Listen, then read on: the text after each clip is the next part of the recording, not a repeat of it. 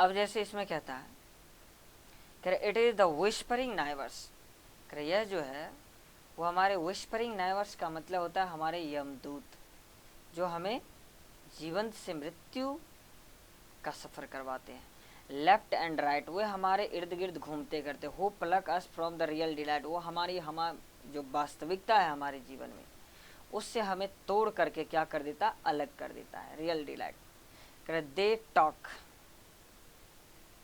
Death and spoil the Joy of life, और हमारे जीवन का जो आनंद होता है उसे क्या कर देता है, मृत्यु में बदल देता है। अब इसमें कहता है how do we complete the last journey to the grave, कहता है कि हाउ डू वी कंप्लीट, कि कैसे पूरा करते हैं the last journey to the grave, यानी कि मृत्यु के जो सैया है जहाँ पर व्यक्ति को जलाया जाता है। ग्रेव मतलब होता है कब्र, जहाँ पर जलाया दफनाया जाता है, उस जगह का सफ़र जो है कैसे किया जाता है। By the time our life journey comes to an end, by the time समय के अनुसार our life journey comes to an end, हमारे मृत्यु मतलब से जर्नी जो है मृत्यु की ओर अग्रसर हो जाती है। वी बिकम फिजिकली वीक, हम शारीरिक रूप से कमज़ोर हो जाते हैं, फिजिकली वीक। एंड इनएक्टिव, यानी कि हमारा शरीर उस तरह से काम नहीं करने लगता है जिस तरह से हम बचपन में युवावस्था में काम करते रहते हैं। And get separated from the crowd, और हम अपने आप को भीड़ से बिल्कुल अलग कर लेते हैं। ऑफ द पीपल, लोगों की भीड़ से। But saving grace is that we die hearing the melodious sound, और हम किसी अच्छे मेलोडियस सॉन्ग मतलब एक मिलनसार या मधुर सॉन्ग को सुनना पसंद करते हैं। Sound being created by waterfall, जो कि ईश्वर के द्वारा बनाया गया है। Sound being created by the waterfall, यानी कि वाटरफॉल मतलब पानी का झरना जो है जो पहाड़ से गिरता है, उस तरह के संगीत सुनना पसंद करता है।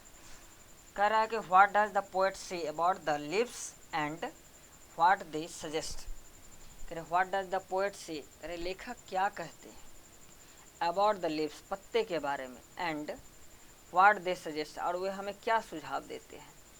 कह रहा है द पोएट सेज दैट, कवि कहते हैं the leaves are falling fast, कि वृक्ष से पत्ते जो है तेजी से गिर रहे हैं। They refer to the speedy arrival of old age, और वे कहते हैं कि अब बहुत ही कम उम्र में व्यक्ति बूढ़ा हो जाता है।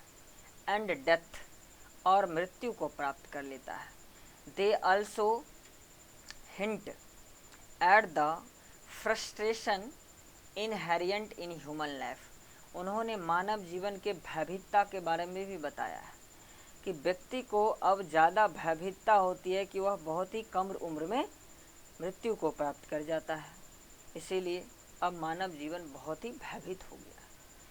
What condition prevail in the words, कह रहा है इसमें कौन से शब्दों को एक्सप्रेस किया गया है। What condition prevail in the words, कह रहा है द वर्ड्स आर